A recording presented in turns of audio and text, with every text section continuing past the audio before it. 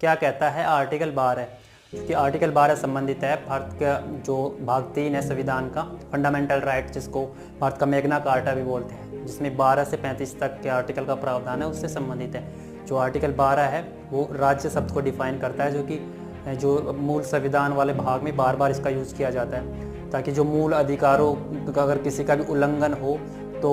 उनके उल्लंघन के आधार पर न्यायालय में चुनौती दी जा सकती है इस राज्य को। अब इस राज्य के अंतर्गत क्या क्या आते हैं? इस राज्य के अंतर्गत आते हैं केंद्र सरकार और संसद आती है, राज्य सरकार और राज्य विधानमंडल आते हैं, स्थानीय निकाय आते हैं। स्थानीय निकाय जैसे ग्राम पंचायत हो गई